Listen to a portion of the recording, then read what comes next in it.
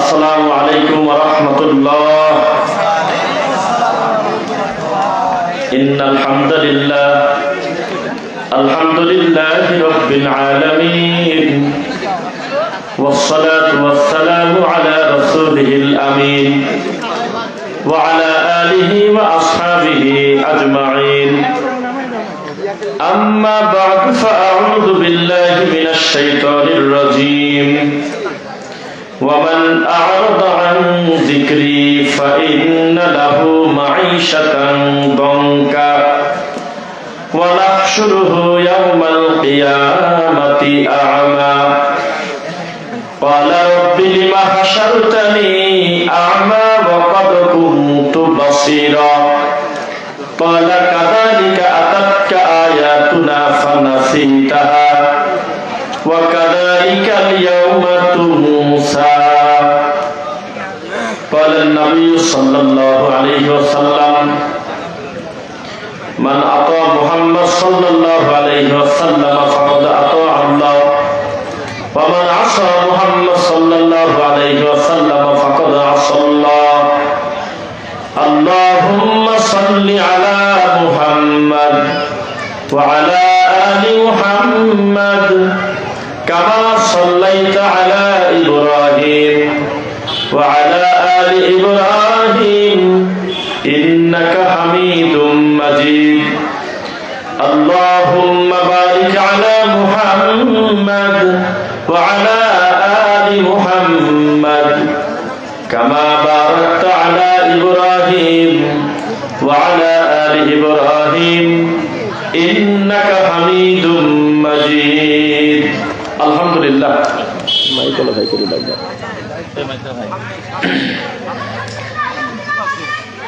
একটু বাড়ায় দেন, না হলে হালকাই করে দিয়ে দেন। শাদীপুর জামে মসজিদের উদ্যোগে লেখাটা ভালোই লাগলো। উন্নতি কল্পে লেখা থাকলে ওয়াজের জায়গ যেত। যত ভালোই বক্তা বক্তব্য দিক, উন্নতি কল্পের জালসাগুলোতে মাল উঠলো কত খালি ওই দিক তাকায়। রানিক বক্তব্যে খালি টাকা গনে আর মাথায় হাত দিয়ে কয় মাথায় বাড়ি, গতবারের থেকে টাকা কম উঠছে। আজকে একটা পরিচ্ছন্ন মাহফিল, আল্লাহ শুকরিয়া আদায় করি আলহামদুলিল্লাহ। শাদীপুর জামে মসজিদের উদ্যোগে দ্বিতীয় বার্ষিক ইসলামী মাহফিলের একেবারে শেষ মুহূর্তে আল্লাহ আমাদেরকে রেখেছেন। আমরা আমার প্রশংসা করছি আলহামদুলিল্লাহ। শান্তি অবতীর্ণ হোক আল্লাহ রাসূলের উপরে। আল্লাহুম্মা সাল্লি আলাইহি আল্লাহুম্মা বারিক আলাইহি। সবাই কেমন আছেন? রব্বুল আলামিন তো আমাদেরকে সৃষ্টি করেছেন নাকি? তিন ভাবে আল্লাহ বান্দাকে সৃষ্টি করেছেন। এক, বাপ মা ছাড়া। দুই, মা আছে বাপ নাই। তিন, মা আছে বাপও আছে। বুঝতেছেন নাকি? আজকে আমাদের একটা প্ল্যান আছে, আমরা মাথায় নিয়ে আসছি। এই চারঘাটে আল্লাহ আমাকে গত 5-6 বছর আগে থেকে বক্তব্য দেওয়ান, মাঝখানে কিছু বছর টাইমিং না মেলার কারণে আমি আর আপনি একসঙ্গে আমরা বসতে পারি নাই। দুর্গাপুর, এদের বানেশ্বর, আশেপাশে আল্লাহ হয়তো আসার সুযোগ দিয়েছেন। অনেকদিন পরে আবার আপনাদের সঙ্গে দেখা হচ্ছে। চেষ্টা করবেন ইনশাআল্লাহ কিছু গুরুত্বপূর্ণ কথা বলার। আল্লাহ তাওফিক দিক, আল্লাহুম্মা আমিন। তো মারিয়াম আলাইহিস সালাতু ওয়াস সালাম যখন তার সন্তান দুনিয়াতে আল্লাহ দিলেন, তার সন্তানের নামটা একটু বলেন তো মুখ দিয়ে। ঈসা আলাইহিস সালাতু ওয়াস সালাম। তখন অকৃতজ্ঞ লোক যারা, সন্দেহ যারা করে, তারা দেখে বললেন যে তুমি তো ব্যভিচারিণী, নাউযুবিল্লাহ। এই সন্তান কার? এটা কার ফসল? এর বাপকে তোমার জানা আছে? কয়দিন নাই। কি মুশকিল! রানী কোনো একটা বাচ্চাকে নিয়ে যদি কোনো মা হাজির হয় আর বাপ যদি খুঁজে না পাওয়া যায়, সমাজের পরিস্থিতি কত কঠিন আপনি বলেন তো দেখি। এজন্য গর্ভবতী স্ত্রী রেখে যদি কেউ মারা যায়, তো জানাজার সময় আমি এটা বলা দেখছি, হাত তুলে বলে দিয়েছে যে উনি মারা গেছে, উনার স্ত্রীর গর্ভে 3 মাসের বাচ্চা আছে, 4 মাস তার স্ত্রী প্রেগনেন্ট। কারণ মারা যাওয়ার 1.5 বছর পর যদি বাচ্চা হয় বিপদ আছে কিনা বলেন? 1.5 বছর অথবা 2 বছর পর বাচ্চা হলো, তখন কি বলা যাবে যে মরে যাওয়ার আগে এটা সম্ভব? এই জন্য বলে দিতে হয় যে বাচ্চা পেটে আছে কয় মাসের। ওইটা ইকো নাই নাকি? ইকো নাই, একটু দেন আর শব্দ বাড়ায় দেন একটু মোটা করে। তার দরকার সেটা না, কিন্তু শব্দটা তাতে ক্লিয়ার আসে। যে কথা বলতেছিলাম, আশপাশে তাদের প্রচুর কানাকানি যে এই বাচ্চার বাপ কোথায়। কোন কুল না পেয়ে শেষ পর্যন্ত বলা হলো তোমার বিচার হবে, তুমি তোমার বাচ্চাকে নিয়ে জনসম্মুখে আসো। তখন যখন বাচ্চাকে নিয়ে জনসম্মুখে আসা হলো, তখন বলা হচ্ছে এর বাপের নাম কি, তাড়াতাড়ি বলো ভাইয়া, বেশি হয়ে গেছে, নইলে তোমার অসুবিধা আছে, তাড়াতাড়ি বিচার করবো, বাপ খুঁজে নিয়ে আসো।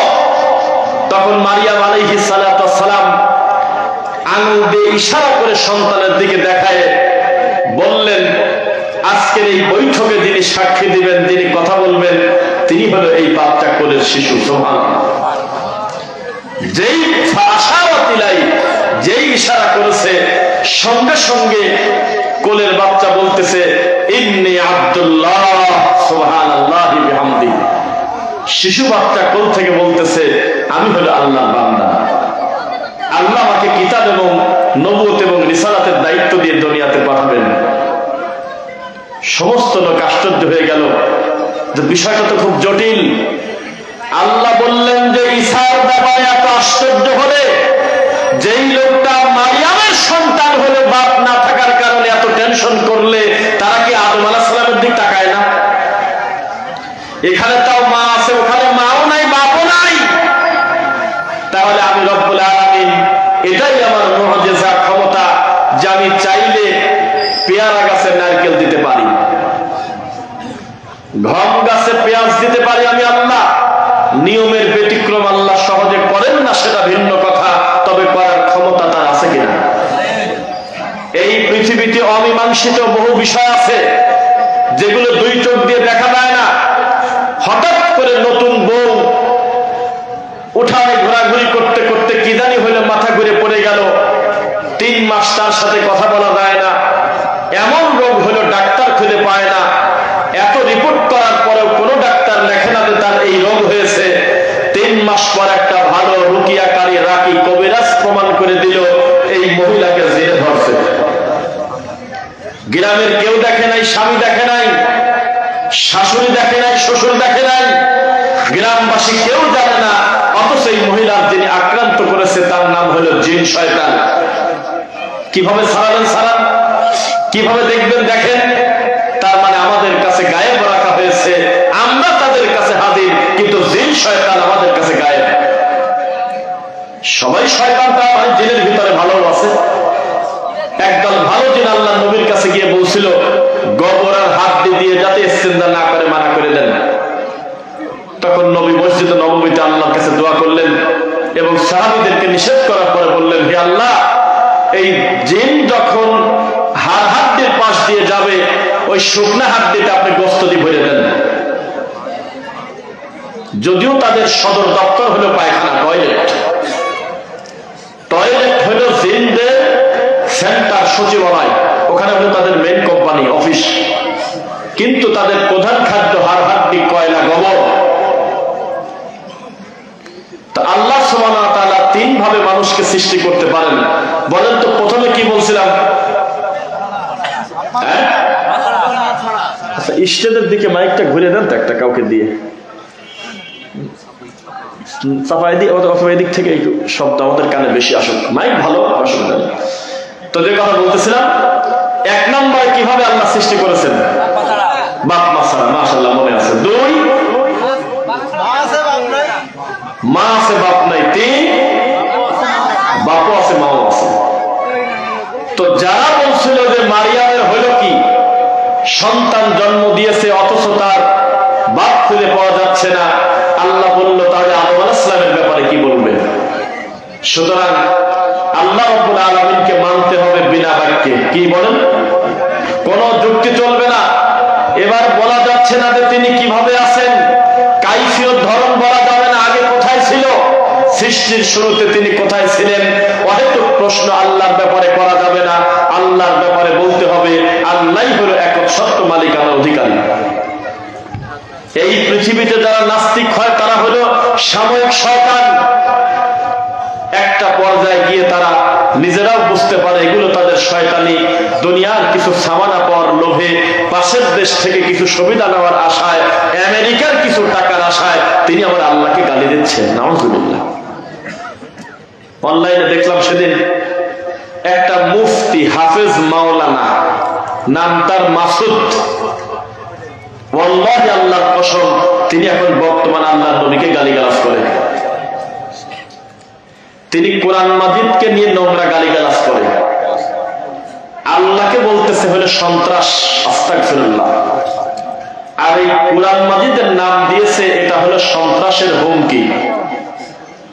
অথচ তিনি কোরআন মাজিদের হাফেজ, তার নাম হলো হাফেজ মুফতি মাওলানা মাসুদুর রহমান। বর্তমানে তিনি আছেন ভারতে। তার মানে বোঝা গেল আমাদের দেশে কোরআন খতম হয়, কিন্তু কোরআন খুব একটা ভালো করে বোঝানো হয় না। অলরেডি লোকটা ডবল এমএ পাস করছে, কামেল পাস করছে হাদিসের উপরে, কিন্তু মসজিদে ঢুকে 2 রাকাত নামাজ পড়তে হয় এই হাদিস আজ পর্যন্ত চোখে পড়ে নাই। আমাদের এই দেশে বুখারী খতম হয়, জানেন আপনারা? বুখারী খতম হয়। বুখারী খতম কারা করে জানেন? বেশিরভাগ অনুষ্ঠান করে আহলুল হাদিস অধ্যুষিত লোক ছাড়া বেশিরভাগ বুখারী খতম যারা করে তারা হলো বেদাতি। মিলাদ করে খায়, তাবিজ কবুলের ব্যবসা করে, ফাজাইলে আমলের বইটা রাখে কোরআনের উপরে। আল্লাহর ঘর মসজিদের ভিতরে কোরআনের জায়গা না হতে পারে, কিন্তু ফাজাইলে আমল আর মকসুদুল মুমিনিন আছে, ঠিক না? এই সমস্ত নোংরা আকীদা যারা লালন করে, এই সমস্ত জাল হাদিসের বই যারা পড়ে, তারা বুখারী খতম করে মিষ্টি খায়। আগে জিলাপি খাত, এখন গরুবাড়ি খায়। আল্লাহর কসম করে লেখা খতমে বুখারী অনুষ্ঠানের আয়োজন, খতমে বুখারী। আমার দুঃখে আমি খালি চিন্তা করি, আল্লাহ এ বুখারী খতম মানে গোটা বুখারী শেষ। খতম মানে কি নাকি আর কিছু আছে বোঝার? মানে বুখারীটা খতম করছে একদল ছাত্র, যারা 20 জন 50 জন, 1000 ছাত্রের ভিতরে 100টা ছেলে বুখারী খতম করছে। এই বুখারী খতম করার কারণে এই ছেলেদেরকে নিয়ে একটা অনুষ্ঠান হবে, এটাকেই তো খতমে বুখারী বলে। অথচ এই ছেলেটা খতম করে ফেললো বুখারী। বুখারী খতম করার পরে মসজিদে যদি কেউ জোরে আমিন বলে তাকে দেখতে পারে না। পায়ের সাথে পা মিলানো নিয়ে ব্যঙ্গ করে মাহফিলে এসে। গত কয়েকদিন আগে সে খতম করছে বুখারী। জর্দা দিয়ে পান খাচ্ছে, দাঁতের দিক তাকান দেয় না, তরমুজের বিচি। এইরকম একটা রোগী মাহফিলে বক্তব্য দিচ্ছে, তার নামের আগে আছে মুফতি। সেই লোকে একদিন বুখারী খতম করে মানুষকে গরু খাওয়ায়, অথচ খোলা মাঠে সে বক্তব্য দিচ্ছে সিগারেট বিড়ি খাওয়া হারাম, এখনো পর্যন্ত খুঁজে পায় নাই। এই হলো আমাদের দেশের শিক্ষা ব্যবস্থা। ইসলামের ইতিহাস বলে যে বইগুলো আমাদের দেশে আছে, উপমহাদেশের ইসলাম, সেখানে লেখা আছে ফিকার বইতে, এই ইতিহাসের বইতে, আমাদের দেশের ইসলাম নাকি পীর ফকিররা নিয়ে আসে। বন্না নাউজুবিল্লাহ। ফুরফুরার পীর, মুজাদ্দেদি, আলা হযরত, তারপরে বেরলবি, কিরেজবি, কত ঠাকুরের নাম লেখা আল্লাহু আলাম। এই সমস্ত ব্যক্তির নাম দিয়ে বইটা পূর্ণ করা আছে, আর বলা হচ্ছে তারাই নাকি আমাদের এই দেশে ইসলাম নিয়ে আসছে। নাউজুবিল্লাহ বললেন না? তাদেরকে কোরআন মাজিদের আসল অর্থ পড়ানো হয় না, সহিহ বুখারী পড়ানো হচ্ছে না, এটা আমরা বলি নাই। না হলে খতম করলো কিভাবে? যেখানে জোরে আমিনের কথা এসেছিল সেদিন ওই ছাত্রকে বলেছিল খবরদার কথা বলা যাবে না, কারণ তুই হলো ঘোড়া, তোর গলার সাথে রশি বাঁধা আমি টান দেব, তুই হলো মুকাল্লিদ। প্রশ্ন করলে মুরিদি কেটে যাবে। আমি হলো পীর, তুই হলো মুরিদ। আমি শনিবারকে বলবো মঙ্গলবার, তুই বলবি জি বাবা জি বাবা। আমি বৃহস্পতিবার দিনকে বলবো রবিবার, সারা পৃথিবীর লোক বলবে বৃহস্পতিবার। আমি যেহেতু মুখ দিয়ে বলে ফেলেছি রবিবার, তুই বলবি জি হুজুর জি হুজুর। এর নাম হলো আমাদের দেশের শিক্ষা ব্যবস্থা। আবু বকর জীবনে কোনোদিন কবর মরা মানুষের কবরে খেজুরের ডাল কিনেছে, অথচ আল্লাহর নবীর পরে উম্মতে মুহাম্মাদের শ্রেষ্ঠ সন্তান হলো আবু বকর। আর এই বেদাতি হুজুর খালি বলছে কবরে খেজুরের ডাল দাও, কোনো অসুবিধা নাই। আল্লাহর নবীর কথা, আবু বকরের কথা অমান্য করে এই হুজুর পূজা চলতেছে আমাদের এই দেশে। আহলে হাদিসরা শত শত হাজার বছর ধরে চ্যালেঞ্জ করেছে, কোনো বাপের বেড়া চ্যালেঞ্জ গ্রহণ করে নাই। ডাক দিলে লাঠি নিয়ে আসে, ডাক দিলে গালিগালাজ নিয়ে আসে, ডাক দিলে সংখ্যা নিয়ে আসে, তবে আজও পর্যন্ত নাওয়াইতুর দলিল বেদাতি এখন আমাদেরকে বুঝে দেয়নি। কত চেষ্টা করতেছি, কোন একটা হাদিস এই পৃথিবীতে বেদাতিরা দেখাতে পারে কিনা যেই হাদিসে লেখা আছে তোমরা ডাইরেক্ট আল্লাহু আকবার বলে হাত বেঁধো না, প্রথমে আগে নাওয়াইতু একবার বলে নাও। কথা বুঝতে পারলেন? আজ পর্যন্ত বেদাতি একটা দলিল দিয়ে আহলে হাদিসের সামনে টিকতে পারে নাই। তবে তাদের গালির কাছে আমরা পরাজয়, তাদের সংখ্যার কাছে আমরা পরাজয়। কিন্তু দলিল নিয়ে আসতে বললে তাদের এক নম্বর দলিল হলো পীর সাহেব বাপ দাদা, দুই নম্বর দলিল হলো অসুবিধা কি, তিন নম্বর দলিল হলো এত মানুষকে ভুল করতে পারে বলে। এই দেশে ধর্মের নামে যারা সবচেয়ে বেশি ক্ষতি করেছে তারা হুজুর।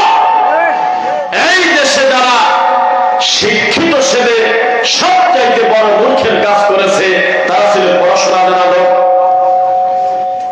একটা গ্রামে আগে মাত্র ছিল 2 জন এমএ পাস, তারও কিছুদিন পিছনে গেলে 3 গ্রাম মিলে একটা ছেলে ইন্টার পাস করছে, বিএ পাস করছে, তার বাড়িতে এসে চাকরি জমা হয়ে গেছে। লোকজন তাকে দেখতে যেত, অমুকের ছেলে নাকি এমএ পাস। ছিল না সময় ছিল। আর এখন প্রত্যেক গ্রামে শত শত গোল্ডেন এ প্লাস মাথায় করে নিয়ে নিয়ে রাস্তায় ঘুরতেছে। কেউ কি আসো, টাইম নাই দেখার, কারণ ওর ছেলে গোল্ডেন পাইছে, দেখার টাইম আছে প্লাস আলা। যেই সময় 3 গ্রাম 5 গ্রাম মিলে জমির দলিল বোঝা একটা লোক ছিল মাত্র, তার নাম হলো আমাদের পাবনাতে বলে আমিন। আমিন কি কামে হয়েছে তা আমি জানি না। আমিন মানে কি? এই আমিন যিনি জমি মাপতেন, প্রতি গ্রামে 2-1 জনের বেশি জানাশোনা লোক গ্রামে ছিল না। তার কাছে আপনি আমানত দিয়ে দিচ্ছেন, এই যে আমার জমির দলিল, দেখেন তো কি করা যায়। একজনের তার মধ্যে আরেকজন ভরে দিয়ে মরে গেছে। এই লোকটা জমি মাপতে যা 2 হাত দিয়ে দিয়েছে আরেকজনের ভিতরে। এই লোকটা মরে যাওয়ার পর প্রমাণ হলো যে রান্নাঘর পর্যন্ত বেঁচে দিয়েছে এই পাগল। 10 ভাই লোকটার আমাদের গ্রামে আছে। এই বক্তব্য তারা শুনলে হয়তো কষ্ট পাবে, তবে আমি স্পেসিফিক নাম বলবো না। একটা লোকের পরিবারে একাধিক ভাই রয়েছে, সবাই জাগতিক ভালো জ্ঞান বুদ্ধি নাই, ভালো মানুষ, তবে একাডেমিক ব্যাকগ্রাউন্ড, ইংলিশ, অঙ্ক, আরবি, বাংলা, জমি জমার কাগজপত্র ভালো বোঝে না। সবচেয়ে বড় ভাই যিনি, তিনি হলো জমির আমিন। তার হাতে বিশ্বাসের সঙ্গে বলেছে, ভাই জমি জমা কিভাবে রাখবো, সবাই মিলে কাজ করে তুমি যেটা ভালো হয় করো, গোটা গ্রামের লোকের জমির সমাধান তুমি দাও, আমরা কিছু বুঝি না, তোমার যেটা ভালো হয় করো। আল্লাহর কসম করে বলতেছে, লোকটার মৃত্যুর পরে প্রমাণ হলো এত কষ্ট করে তার ভাইয়েরা যত জমি করছে, তার বাপের সম্পত্তি সব মরে যাওয়ার আগে ওই লোকটা তার বোন নামে লিখে দিয়ে মরে গেছে। বাপ দাদার সব কথা নেওয়া যাচ্ছে না। বাপ দাদা খুব ঠান্ডা, খুব নিরীহ, গ্রামের মানুষ খুব সহজ সরল, কিন্তু জমি মাপতে গেলে বোঝা যায় যে কত বড় সহজ সরল। এক ভাই আরেকবার মাথা ভাড়া দিয়েছে না। গ্রামের লোক সহজ সরল এই কথা বলেন না। আপন মায়ের পেটের ভাই আর ভাই জমি ভাগ করতে গিয়ে দেখা গেল একজনের রান্নাঘরের অর্ধেক পড়ে যায়, দাঁড়ার উপরে কোদাল দিয়ে কাটি রান্নাঘর অর্ধেক কাটি ফেলছে, অথচ তাদের 30 বিঘা সম্পত্তি আরো আছে। এক ভাই আরেক ভাইয়ের ব্যাপারে জমি মাপতে গিয়ে দেখা গেল বিল্ডিং এর একটা কোণা পাওয়া গেছে। তখন সে বলতেছে, আমি এখানেই নেব, সারা দুনিয়া দিলে নেব না, বিল্ডিং ভাঙতেই হবে। এই তো আপনার সহজ সরলতা।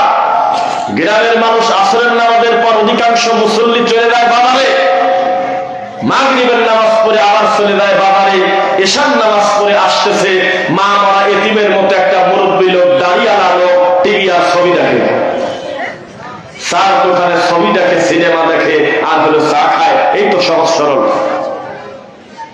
এই লোকগুলি সবে বরাত খাইছে, এই লোকগুলির ভিতরে মিলাদ ঢুকাইছে শয়তান, এই লোকগুলির ভিতরে বিভিন্ন বেদাত আর কুসংস্কার ঢুকিয়েছে, যারা এরা দুনিয়ার ব্যাপারে পণ্ডিত, দিনের ব্যাপারে কিছুই বলে না।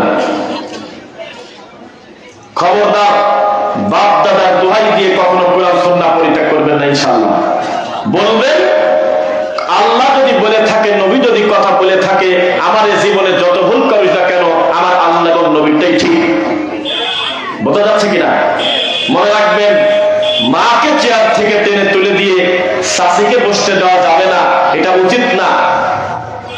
যার যার মর্যাদা তার তার রাখতে হবে। আল্লাহর কথা আসলে আপনি কিভাবে বলেন যে আমার পীর সাহেব তো করে নাই? যখন রাসূল বলতেছে খবরদার শরীয়তের নামে কোনো বেদাত করো না, তাহলে মিলাদ আপনি পড়েন কোন হিসাবে? প্রমাণ তো হয়েই গেল যে মিলাদের আবিষ্কার করতে শয়তান। দরুদ দিয়েছিল হলেন আল্লাহ সুবহানাহু ওয়া তাআলা। একবার দরুদ পড়লে 10টা গুনাহ ক্ষমা হয়, 10টা মর্যাদা বৃদ্ধি হয়, 10টা গুনাহ ক্ষমা করে দেয় আল্লাহ। আর আপনি কিসের ভিত্তিতে দরুদ বাদ দিয়ে আপনি মিলাদ পড়েন? আজকে বক্তব্যের একটা বিশেষ অংশে আমাদের আলোচনা থাকবে আহলুল হাদিসদের প্রতি আরোপিত মিথ্যাচারের জবাব, ইনশাআল্লাহ পড়েন। এই কোরআন মাজিদকে যদি আমি হাদিস বলি, আপনারা কি অমান্য করবেন কথা? অবশ্যই অবশ্যই অমান্য করবেন। এই কোরআন ও হাদিস, হাদিস না এটা ও বোঝেন না আপনারা? কোরআন ও হাদিস অবশ্যই এটা কোরআন, অথচ এটা হাদিস। কিভাবে একটু বলি আপনাদের। হাদিস মানে কি বলেন তো দেখি? হ্যাঁ, ওহি কয় প্রকার? দুই প্রকার। আল্লাহ রাব্বুল আলামিন এই কোরআন মাজিদকে নিজে হাদিস বলতেছেন, মানে কোরআন তো অবশ্যই, বাল হুয়া কুরআনুম মাজিদ ইন্নাহু লাকুরআনুম কারীম, অবশ্যই এটা কোরআন। তবে হাদিসও বলছে আল্লাহ সবচেয়ে উত্তম হাদিস হলে আমার হাদিস, মানে কোরআন মাজিদ। বলছেন নাকি? নাযালা আহসানাল হাদিসি কিতাবা, আল্লাহ বললেন যে সবচেয়ে দামি হাদিস হলে আমার কিতাব, মানে কোরআন। অথচ রাসূলের সুন্নাহ হাদিস, হাদিস কিনা? এইটা আপনাকে বলি, কেউ যদি বলে আমি কোরআন মানি হাদিস মানি না, তাহলে সে কি ভালো মুসলিম? খারাপ মুসলিম? হ্যাঁ, মুসলিম আসলে কিভাবে এখানে? কেউ যদি বলে আমি আল্লাহকে মানি রাসূলকে মানি না, সে কি মুসলিম না কাফের? আপনার এই রাজশাহীতেই আছে, তাদের নাম হলো আহলে কোরআন আছে। তারা বলতেছে শুধু কোরআন মেনে জান্নাতে চলে যাব, নবীর হাদিস সবই বাতিল, নাউযুবিল্লাহ। অথচ এত বড় কোরআন মাজিদে আত্তাহিয়াত আছে, তা আত্তাহিয়াত বাদ দিয়ে সালাম ফেরালে সালাত হবে নাকি? এত বড় কোরআন মাজিদের দরুদ ইব্রাহিমটা আছে? কেদার বললাম দোয়া মাসুর আছে, রুকুর তাসবিহ আছে, একুরে সিজদাতে কি পড়তে হবে, 3টা সিজদার দোয়া আছে এখানে? সানা আছে? সানা সিজদা 2টা দিতে হবে আছে? কুলি গড়গড়া করে করতে হবে 3 বার আছে? এত কিছু না থাকার পরেও এই কোরআন মাজিদ আল্লাহর কিতাব, তাহলে বোঝা গেল আরো একটা ব্যাপার আল্লাহ আছে, সেটা হলো মুহাম্মদুর রাসূলুল্লাহ সাল্লাল্লাহু আলাইহি ওয়াসাল্লামের আদর্শ। কারণ এই কোরআন সবচেয়ে ভালো যিনি বুঝেছেন, যার উপরে নাজিল হয়েছে, তিনি জানেন আকিমুস সালাত এটার বাস্তবতা কি, তিনি আদায় করে দেখিয়েছেন। ওটাও মানা ফরজ, এটাও মানা ফরজ। কেউ যদি বলে আমি বাপের সব কথা শুনবো কিন্তু মায়ের কথা শুনবো না, এটা কি সুসন্তান না কুসন্তান? কেউ যদি বলে আমি আল্লাহর কোরআন মানি কিন্তু নবীর হাদিস মানি না, ওটা আবু জাহেলের চাইতে বেশি খারাপ। এবার আপনাকে বলি, আমাদের দেশে এক ধরনের লোক আছে কিনা যে তারা নিজেদেরকে নাম দিয়েছে সুন্নি? নাম আছে সুন্নি। আচ্ছা, বানরের গলায় যদি একটা হীরা মালা দিয়ে দেন ভালো হবে না? বানরের গলায় যদি একটা স্বর্ণের একটা মালা দিয়ে দেন যার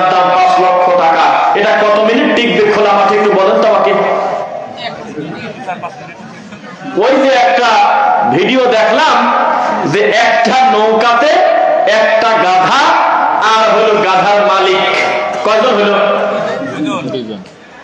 তো দুইজন হলো নদী পার হচ্ছে, মাঝখানে গাধা করছে কি একটা লাঠি দিয়ে তার মালিকের পানি ফেলাতেছে। এখন গাধার তো উপকার হলো নাকি বলেন? উপকার নেই। ওর বাহাদুরি দেখাতে গিয়ে পা দিয়ে লাঠি, গাধার লাঠি দিয়ে তার নিজের মালিকের ফেলা দিচ্ছে। এখনো নৌকাতে যাবে কিভাবে করবে? এই বেদাতিরা এত বড় খারাপ, তারা নিজেদের নামটা নিচ্ছে সুন্দর সুন্নি, আহলে সুন্নাত ওয়াল জামাত, কিন্তু আহলে হাদিসদেরকে গালিগালাজ করে। নাউযুবিল্লাহ।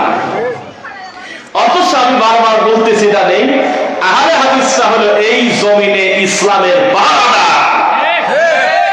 যাতে ইসলামের ভিতরে কেউ শিরক আর বিদআত ঢুকাতে না পারে। ঢুকায় সেটা ভিন্ন কথা, কিন্তু কোনটা শিরক কোনটা বিদআত এইটা পাহারা দেওয়ার জন্য আল্লাহ আহলুল হাদিসদেরকে ফেরকায় না দিয়া এবং ভালোবাসেন আমরা আশা করি। এই জন্য যুগে যুগে আল্লাহ এই পাহারাদার রাখেন। আপনাদের এলাকার বাজারের নাম কি? সারদা বাজার। এই সারদা বাজারে কোনো নাইট গার্ড নাই। এই মোট বাজারে কতগুলো দোকান হতে পারে একটা ধারণা?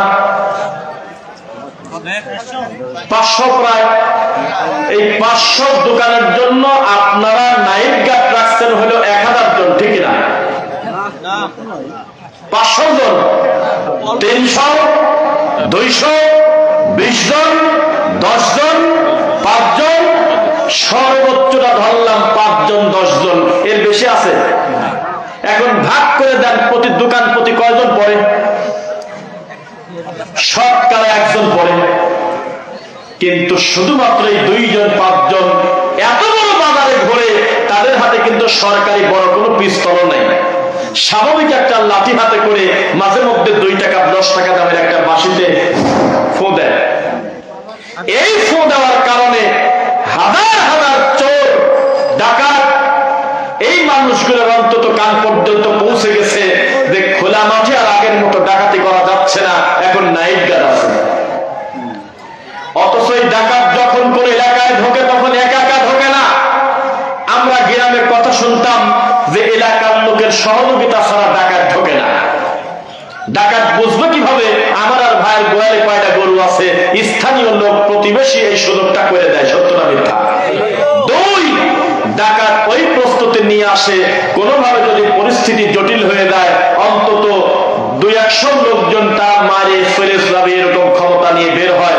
শত শত অস্ত্র নিয়ে তারা আসে, অন্তত 50 জনের কাফেলা, ঠিক না? এত অস্ত্র থাকার পরেও এই সারদা বাজারে মাত্র 2 থেকে 5 জন লোক নাইট গার্ড থাকার কারণে এত বড় বাজারে মাসেও একদিন ডাকাতি হয় না। এই শরীয়তে ইসলামের পাহারাদার আহলুল হাদিসরা, আসহাবুল হাদিসরা যুগে যুগে যত বেদাতি, যত শিরককারী, কবর পূজারী ইসলামের ক্ষতি করতে চেয়েছে, মুখোমুখি দাঁড়িয়ে গিয়েছে। কোরআন হাদিসের দলিল নেই, ইনশাআল্লাহ কেউ ঠেকাতে পারবে না। এখন বেদাতি বক্তব্য দিবেন, আমি আশাবাদী এই যে আমাদের সোনামণি বাচ্চারা, মাদ্রাসার ছোট ছোট বাচ্চা ভুল ধরায় দেবে। দাঁড়ান, খুতবার শুরুতেই আপনার ভুল হচ্ছে। আপনি প্রথমেই একটা জাল হাদিস বললেন, আল্লাহর নবীকে সৃষ্টি না করলে পৃথিবীর সৃষ্টি হতো না। এটা হাদিস না, এই বাচ্চাও জানে। এই মাহফিলে কোন বেদাতি হুজুর যদি এসে বলে, ও খোদা তুমি আমাকে ক্ষমা করো, আপনারা নিষেধ করে দিবেন খোদা কাকে বলে ডাকতেছেন। আমার আল্লাহকে খোদা বলা যাবে না, তার অসংখ্য সুন্দর নাম আছে। খোদা বলেন কোনটা? এই মাহফিলে এসে যদি কেউ অর্ধেক জিকির করে সম্মিলিত আর পরে আরো করে পরে লা ইলাহা ইল্লাল্লাহ, আর উনি যদি চা খেতে যায় আপনারা নিষেধ করবেন, কারণ এই পদ্ধতিটা আমার রাসূল শেখায় নাই। এর নাম হলো পাহারাদার। যেখানেই শিরক হবে, কুফরি হবে, বিদআত হবে, আহলুল হাদিসের বাচ্চা দাঁড়িয়ে যাবে ইনশাআল্লাহ। এইবার এক খেয়ালে তাকিয়ে থাকেন, একটানা পুরাটা আমি অভিযোগের জবাব দেবো ইনশাআল্লাহ। 1 নাম্বার অভিযোগ, এই কট্টরপন্থী বিদআতীরা যাদের কাছে আল্লাহ রাসূলের সুন্নাহ নিরাপদ না, তারা আমাদের প্রতি অভিযোগ করে আমরা নাকি জিহাদের কথা বলি না। বলে যে আহলে হাদিসরা জিহাদের কথা বলে না। আমি বলি পৃথিবীতে এর থেকে মিথ্যুক, এর থেকে মিথ্যাচার আহলে হাদিসদের প্রতি আর হতে পারে না। মাজিদের প্রতিটা আয়াত আল্লাহর জমিনে সবচেয়ে যাদের কাছে নিরাপদ তারাই হলো আহলুল হাদিস, আমরা বিশ্বাস করি ইনশাআল্লাহ। এই কোরআন মাজিদে রয়েছে জিহাদের কথা। জিহাদ বানান করতে যতগুলো হরফ লাগে, একটা হরফও যদি কেউ অস্বীকার করে তাকে আমরা মুসলমান মনে করি না। আল্লাহর কোরআন যেমন আছে তেমনই থাকবে। কিন্তু আমাদের প্রতি মিথ্যারোপ করে কিভাবে জানেন? ওই যে আপনাদের মাঝে মধ্যে রাস্তা অবরোধ করে দাঁড়াই না, সেজন্য আমরা জিহাদ করি না, এটা হলো বোঝায়। নারায়ে তাকবীর দিলে নিরীহ মানুষকে খেপায় দিয়ে আমরা মানুষের ঘর বাড়ি ভাঙি না, এটা হলো আমাদের প্রতি অভিযোগ। এই বেদাতীরা অকারণে নারায়ে তাকবীর দিয়ে চিৎকার দিয়ে মিথ্যা কথা বলে পাবলিকের রক্ত গরম করে, এটার নাম দিয়েছে বক্তার নামের শেষে জিহাদি। নামের শেষে কি আছে? জিহাদি। অথচ 500 টাকা যদি বেশি দেওয়া যায়, মরা মানুষের কাছে যা মোনাজাত করি হু হু করে কাঁদে। সামান্য একটু টাকা যদি বেশি দেওয়া হয়, এখন এই মুহূর্তে শরীয়তের হারামকে হারাম করে দেবে, হিল্লা বিবাহের মতো নোংরা কাজকে উনি বৈধ করে দিবে ফতোয়া দিয়ে, সেই লোকটার নামের পরে আসে জিহাদি হুজুর। এই দেশে একটা নাম করা জিহাদি আছে, যেই লোকটার আকীদা পীর সাহেব হুজুররা আল্লাহর ওলিরা জীবিত থাকতে তার যেমন ক্ষমতা থাকে, মরে যাওয়ার পরে ক্ষমতা আরো বেড়ে যায়। এই হলো তাদের আকীদা, অথচ তাদের নামের পরে আছে জিহাদি। এইরকম জিহাদি দিয়ে কাজ হবে আপনার? জিহাদি হুজুর তাকে বলে যে চতুর্দিকে মাজার, সেখানে জালসার দাওয়াত পেয়েছে, এত করে মানা করলো যে মাজারের বিরুদ্ধে কিছু বলবেন না, আর পরে ওই মাজারের বিরুদ্ধে বক্তব্য দিচ্ছে। শিরক কাকে বলে বাপের বেটার মতো বলে দিচ্ছে কোরআনের আয়াত পড়ে, এর নাম হলো জিহাদ। এত করে লোকটাকে বলা হলো। আমাদের এলাকায় প্রায় সুদ প্রতিষ্ঠিত, ঘরে ঘরে আপনি সুদের ব্যাপারে বক্তব্য দিবেন না, উঠেই শুরু করতে সুদের বিরুদ্ধে। এত করে বলা হচ্ছে হুজুর সাবধান, যে স্টেজে আপনি বক্তব্য দিচ্ছেন, স্টেজের পিছনে কিন্তু একটা পীরের খানকা, ও ডাইরেক্ট বলতেছে ওটাকে বাড়ি ভাঙিয়ে দেন। এটাকে যদি বিজয় সমান করতে পারেন তাহলে আল্লাহর কাছে পুরস্কার পাবেন। আল্লাহর নবী নিজে তার জামাইকে বলছিল তুমি কবরকে ভেঙে দাও, লম্বা কবর, পাকা কবর, উঁচু কবর। আর আমাদের দেশের এই বেদাতীরা মিলাদ জেনে চলে, সেরে মিলাদ পড়ে, জেনে চলে না সেরে না, আসলে মিলাদ করা ঠিক না। যেখানে যেমন পাচ্ছে সেখানে নোংরামি করে বেড়াচ্ছে, আর এই সার্টিফিকেট অর্জন করার জন্য মানুষের কাছ থেকে অনুভূতি নিয়ে তিনি নামের আগে পিছনে লকব লাগাচ্ছেন। জানেন, যাদেরকে আজকে আপনারা জিহাদ করে না বলে আমাদেরকে গালিগালাজ করতেছেন, পাবলিকের সামনে আমাদের খারাপ করে প্রকাশ করতেছেন, জেনে রাখবেন এই বাংলাদেশের মাটিতে এক সময় সবচাইতে বড় হুজুরের নাম ছিল তুফাজ্জল বৈরাগী। আল্লামা সাইদি রাহিমাহুল্লাহর মতো ভালো মানুষের নামটা আমি এখানে নিলাম না, কারণ তার হিসাবটা ভিন্ন। আমি বলতেছি তথাকথিত এই সমস্ত বিদআতপন্থী লোকদের আমাদের এই দেশের 95% মানুষের বড় বক্তা ছিল সাইদি সাহেবের পরে এই তুফাজ্জল বৈরাগীর মতো একটা কবর পূজারী, মাজার পূজারী একটা মুশরিক, যে মনে যাওয়ার কিছুদিন আগেও লিটন দেওয়ান সৃষ্টির আংটি বেঁচে গেছে। নাম শুনছেন? লিটনের নাম শুনছেন? আংটি বেঁচে গেছে। যেই লোকটা বলতেছে শোনো, যেখানে তার 2টা মেয়ে বিয়ে করার কারণে একটা লোকের নাম হয় জিন্নুরাইন, আর নবী নিজে নূরের তৈরি না যে বলে সে ভণ্ড, এ কথা বলে মরে গেছে। যেই লোকটা সারা জীবন হরিণের গল্প, কুত্তার গল্প, ব্যাঙের গল্প, বাঘের গল্প, উল্টা পাল্টা মিথ্যা কথা বলতো, হাউ মাউ করে আমাদের বাপদাদারা মুরব্বীরা কান্নাকাটি করতো আর বলতো আত্মাটা ভরে গেছে, এই গাভীর পেশাব দিয়ে সিরাভিরায় মানুষকে খাওয়াতো, এই সময় ওই লোকটা ছিল বাংলাদেশের শ্রেষ্ঠ বক্তা। সংখ্যার বিবেচনা সত্যের মাপকাঠি না। কোন সাহসে কাদের তাকবীর আপনি আহলে হাদিসদের বিরুদ্ধে কথা বলেন? আপনি জেনে রাখবেন এই জমিনে আহলে হাদিসদের বিরুদ্ধে সবচেয়ে বেশি যে অপবাদ দেয় সেই লোকটা নিজেও জানে আহলে হাদিস হকের উপরে আছে, আর ওখানে বন্ধ। শুধুমাত্র পাবলিকের সেন্টিমেন্ট নেওয়ার জন্য তিনি সত্য কথাটা খোলা মাঠে বলেন। একটা বড় মুফতি আরিফ বিন হাবিব, ইনসাফ করে আমরা কথা বলি, দেখেন তার গলার কণ্ঠটা কত মিষ্টি। যে কোনো দেওবন্দি থেকে তিনি কিন্তু অনেক দায়িত্বশীল কথা বলেন, আরবি হাদিসও বলেন মুখ দিয়ে। কিন্তু শুধুমাত্র মাথাটা নির্দিষ্ট তরিকার কাছে, মাযহাবের কাছে বিক্রি করে দেওয়ার কারণে এমন একটা মানুষ আহলে হাদিসদের গালি দিতে একটু কষ্ট পায় না। তার মতো একটা দায়িত্বশীল লোক বলতেছে, তোমরা নিজেদেরকে আহলে হাদিস দাবি করো, তাহলে 11টা বিয়ে করো। নবী তো 11টা বিয়ে করছে, সাক্ষী দেন কেউ? শুনছেন কথা? আল্লাহর নবী দাঁড়িয়ে দাঁড়িয়ে পেশাব করেছেন, বুখারীর হাদিস সহিহ। তোমরা যদি আহলে হাদিস হও, এই হাদিসের উপরে আমল করে দেখাও তো দেখি।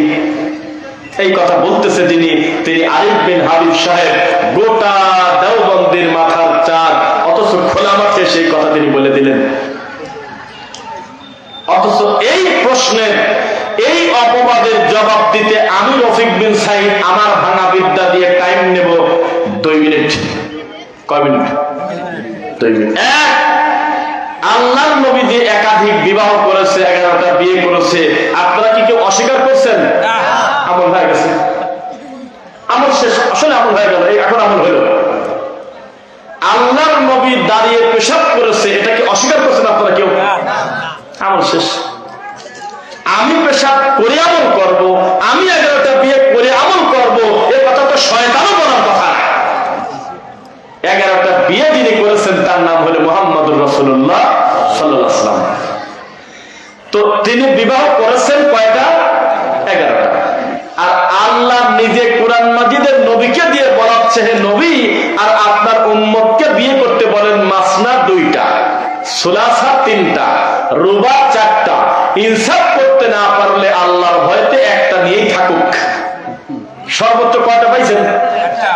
তাহলে এই মাযহাবী বেদাতীরা কত বড় খারাপ! আপনাকে আর আমাকে খাটো করার জন্য আমার নবীর 11টা বিয়ে নিয়ে সামনে আনলো। বলবেন না নাউযুবিল্লাহ? 2 দ্বারা পোশাক করার দলিল কি নেবেন কিনা? এই বানেশ্বর থেকে ঢাকা যাচ্ছেন, মাঝপথে হোটেল বিরতি দেয় না? দেয় না? অথবা হোটেল বিরতি দেয় নাই, এমন একটা মসজিদের পাশে দাঁড় করাইছে আপনাকে, দে ভাই যদি কারোর হাজত থাকে সেরে নেন। তো সেখানে যা দেখতেছেন যে মসজিদটা প্রায় 2 বিঘার উপরে, খুব সুন্দর জাকজমক, কিন্তু পেশাবখানায় ঢুকে ভালো মানুষ বসে পেশাব করতে পারবে না, এত চাপা করে পেশাবখানাটা করছে, 2 পাশে পেশাব লাগিয়ে আছে। নিবেন কত? খালি বলে আমি দেখা দিচ্ছি। আমি একটা ভিডিও করছিলাম এই নাটোরে। আমাদের এই দেশে 1 কোটি টাকা দিয়ে আল্লাহর ঘর করেছে, আর পেশাবখানাটা করেছে এত চাপা, জুব্বা গায়ে দিয়ে ঢোলাঢিলি পোশাক পরে একটা নামাজি লোক বসে পেশাব করবে ভালোভাবে, পায়জামা পরে, এই সুযোগ রাখে নাই, হাত পা চেপে লেগে যাবে। অথচ পেশাবের সিটে এত ভয়ঙ্কর, কবরে তার তীব্র আযাব হবে, এই কথা জিবরাইল আমার নবীকে বলছে। আছে কিনা? এইরকম পরিস্থিতিতে পড়ে গেলে আপনি যদি দাঁড়িয়ে পেশাব করেন, আপনার যদি একটা গুনাহ হয়, যদি প্রমাণ করতে পারেন, তাহলে আমি কোনোদিন আবার এসে সবার সামনে কান ধরে ক্ষমা পেয়ে দেবার কি লাগে বলেন? এটা হলো জায়েজের ব্যাপার। পরিস্থিতি যদি এমন হয় যে আমি বসতে পারতেছি না, ময়লার ভাগার, ওখানে বসার মতো পরিস্থিতি নাই, তো দাঁড়িয়ে পেশাব করবেন, এটা জায়েজ। অথচ জাতি এখনো পর্যন্ত জানে না, আহলে হাদিসদেরকে ঠেকানোর জন্য আর কোনো কিছু খুঁজে না পেয়ে এই পাগল বেদাতির একটাই লাস্টে কমন প্রশ্ন দিয়ে শুরু করে, তোমরা যদি আহলে হাদিস হও, 11টা বিয়ে করছে নবী, এটাও তো হাদিস, এটা আমল করো তো দেখি। বলে কিনা? বলে। নবী তো দাঁড়ায়ও পেশাব করছে, এটা তোমরা আমল করো দেখি কিভাবে করো। বলেন নাউযুবিল্লাহ। এই বেদাতি নিজেদেরকে দাবি করে সুন্নি, এ যেন বিড়াল দেখলে ভয় পায়, তার নাম হলো মুজাহিদ। সুন্নাহর সাথে যাদের কোনো সম্পর্ক নাই, ঘোড়ার সাথে ঘোড়ার ডিমের সম্পর্ক যেমন, আমাদের এই দেশে বেদাতিদের সাথে ইসলামের সম্পর্ক তেমন। কোন সম্পর্ক নাই। মিনিটে মিনিটে আমার রাসূলের সুন্নাহ ব্যঙ্গ করাটাই হলো তাদের ইবাদত, কিন্তু মাঠে ময়দানে এসে নিজের নামের আগে লেখে আল্লামা, ঠিক তোমাকে তোমার বিচার হবে একদিন ইনশাআল্লাহ। নামের আগে মুফতি, নামের আগে আল্লামা, নামের শেষে আছে দাওয়া। কত ধরনের লকব তার শেষ নাই। এদের চারঘাট একটা জায়গার নাম বাঘা, দুঃখিত বাঘা। এই বাঘা শাহী মসজিদ পার হওয়ার পরে বাস স্ট্যান্ডের অপোজিট একটা মসজিদে আমরা ওযুখানার উল্টা দিকে দেখলাম যে বেশ কয়েকটা মাহফিলের পোস্টার আছে, আমাদের আহলে হাদিসের একটা পোস্টার আছে, বাকি 3-4টা পোস্টারের ছবি তুললাম। প্রত্যেকটা বক্তার নামের পরে কি পরিমাণ লকব দেওয়া শুনে ঘৃণা লাগে, এই বেদাতি তাও লজ্জা হয় না। দাবা, হ্যাঁ, কাদ্দাসা আলাহুরু, তারপরে লেখছে যে ওই কাদরি, তারপর নকশবন্দি, কত ধরনের লকব তার শেষ নাই। অথচ আহলে হাদিস মসজিদ দেখলে তাদের গা জ্বলে, কাজে মসজিদ আবার আহলে হাদিস হবে কি গাবে? বলে না মনে হয়? এই বেদাতির কোন ইনসাফ নাই। এই জমিনের সুন্নাহ দেখলে তাদের কষ্ট হয়, সহ্য করতে পারে না, অথচ তারা আহলুল হাদিসদের গালিগালাজ করে। আমি গতকালকে একটা কথা বলেছিলাম, যেই গ্রামে আমরা ঢুকে পড়ি শিরক বিদআতের বিরুদ্ধে বক্তব্য দেই, ওই গ্রামের সবচেয়ে আগে খুশি হওয়ার কথা ছিল ওই গ্রামের ইমাম আর হুজুর আর আলেম মাওলানাদের। যে আমরা দুনিয়ার লোভে, টাকার লোভে হোক, এলাকার চাপে হোক, পীর সাহেবদের সিন্ডিকেটের কারণে হোক, আমরা সমাজে হক কথা বলতে পারি না। আজকে আল্লাহ আমার আরেক ভাইকে দিয়ে বলাচ্ছে, আলহামদুলিল্লাহ। এই কথা বলা উচিত ছিল কিনা? এই কথা না বলে ওই মাহফিল যাতে না হয় সেজন্য তারা মিলে, সবাই মিলে আল্লাহর কসম টিকাতে না পেরে শাহজাদপুর, কায়েমপুর, সরাতল জায়গার নাম গত পরশুদিন মাহফিলে আমার রানিং বক্তব্যে কারেন্টের লাইনের তার কাটিয়ে দিয়েছে। এখন এই বক্তব্য আছে 1 ঘন্টা 24 মিনিটের মনে হয়, আমি বলছি লাইভ চলুক, তার কাটিয়ে দিয়েছে। প্রথম 15 মিনিট 20 মিনিট কেউ বুঝতে পারে নাই আমি অন্ধকারী বক্তব্য দিচ্ছি। শেষ পর্যন্ত ইউনিয়ন, আপনার হলো বিএনপির ইউনিয়নের সেক্রেটারি, ইউনিয়নের তিনি আমাকে বললেন যে আমিও প্রথমে মনে করছিলাম কোন কারণে পল্লী বিদ্যুতে হয়তো কারেন্ট নাই, পরে যোগাযোগ করে দেখি এই বেদাতির এই কাম করছে। কত হিংস্র বক্তব্য দিচ্ছি আমি আর ডক্টর ইমাম হোসেন, জায়গার নাম হলো পাবনা কাশীনাথপুর। রানিং বক্তব্যে মাইকের তার কেটে দিয়েছে বেদাতি, যাতে আমাদের বক্তব্য তাদের মা বোনরা শুনতে না পারে। এই বেদাতি কত বড় হিংস্র আপনি জেনে রাখবেন। নতুন বিয়ে করা বউ যেমন তার ভাসুরকে দেখলে লজ্জা পায়, এই প্রত্যেকটা বেদাতি আবার রাসূলের সুন্নাহ দেখলে লজ্জা পায়, ভয় পায়। এদের শরম নাই। এরা রাসূলের সুন্নাহ নিয়ে ব্যঙ্গ করে, ঠাট্টা করে, মস্করা করে। এই 2025 সালে এখনো পর্যন্ত বলতেছে যে দলিল লাগবে না, দলিল হলে আমি আনিসুর রহমান। দেখেছেন কেউ? দেখেন নাই। প্রশ্ন দিয়েছে, হুজুর আমি কি ইমামের পিছনে সূরা ফাতিহা পড়তে পারবো কিনা? আপনারা বলেন পারবেন কিনা? কথা বলেন পারবেন কিনা? সূরা ফাতিহা ইমাম হোক, মুয়াজ্জিন হোক, মুসল্লি হোক, জানাজা হোক, ঈদের নামাজ হোক, ফরজ হোক, নফল হোক, ফজর হোক, যোহর হোক, আসর হোক, মাগরিব হোক, ইশা হোক, প্রত্যেকটা রাকাতে সূরা ফাতিহা পড়তেই হবে। কারণ এটা হলো সূরাতুস সালাহ, এটা হলো নামাজের সূরা। বুঝতেছেন না মনে হয়? তাহলে ইমামের পিছনে সূরা ফাতিহা পড়া লাগবে কিনা? তো হুজুর বলতেছে যে সূরা ফাতিহা পড়া লাগবে না। ভুল হলো না সঠিক হলো? তখন যেই লোকটা প্রশ্ন করেছে তিনি বললেন, হুজুর এই কথাটা একটু আছে কোন হাদিসে, যদি একটু দলিলটা দিতেন। তখন উনি বললেন, দলিল আমি আনিসুর রহমান। আল্লাহর কসম, ঠান্ডা মাথায় বলতেছে, জি বলতেছে দলিল হলে আমি আনিসুর রহমান। দলিল কি আনিস? দলিল কোনটা? আল্লাহর কথা, কোরআন হাদিসের ওহী। অথচ ডাইরেক্ট তিনি বলতেছে আল্লাহর জায়গায় নিজেকে বসায়, নাউজুবিল্লাহ, যে দলিল হলে আমি আনিসুর রহমান। এইটা হলো আমাদের দেশের হুজুর। ক্ষত বিক্ষত করে দিচ্ছে দিনটাকে। এক একটা সেলিব্রিটি হুজুর আহলে হাদিসদেরকে আহলে খবিশ বলে গালি দেয়, তাকে আনে হলো আপনার হুজুররা, আপনার গ্রামের লোক 80,000 টাকা দিয়ে। এই তো হুজুর, এই তো আল্লাহ, এই তো মাওলানা। মনে রাখেন, হ্যামিলিনের বাসিওয়ালা প্রথমে নিয়েছিল ইঁদুর, কি নিয়েছিল? তারপরে নিয়েছিল ওই এলাকার, ওই মহল্লার, ওই জেলার, ওই শহরের সমস্ত শিশু বাচ্চাকে। কাল্পনিক আমরা জানি, ঠিক তেমনি এই বেদাতি প্রথমে নিয়েছিল মিলাদ, প্রথমে নিয়েছিল শবে বরাত, প্রথমে নিয়েছিল কুলখানি। ইনশাআল্লাহ আমাদের ঈমান বলে এই বেদাতির আচরণ দেখে আর তার কর্ম দেখে একদিন ঈমান নিয়ে চলে যাবেই যাবে, যাবেই যাবে। এই বেদাতের কোনো শরম নাই। বেদাত যখন সমাজে প্রতিষ্ঠিত করে দেয়, তখন ওই মানুষদের প্রতি আল্লাহর গজবে আল্লাহর নবীর সুন্নাহ সেখান থেকে উঠে যায়। বিশ্বাস করেন আপনারা? উঠে যায়। এবার একটি কথা বলি, আহলে হাদিসদের প্রতি এক এক করে জবাব দেই। আহলুল হাদিসদের প্রতি দুই নাম্বার অপবাদ, আমরা আমাদের নবীকে মৃত নবী বলি, এই জন্য আমাদের প্রতি তাদের অপবাদ আছে কিনা? অথচ জেনে রাখেন, আল্লাহ সুবহানাহু ওয়া তাআলা আপনার মৃত্যুর পরে আপনিও জীবিত হবেন, তবে সেই জীবিত থাকা কি দুনিয়ার জীবিতের মতো?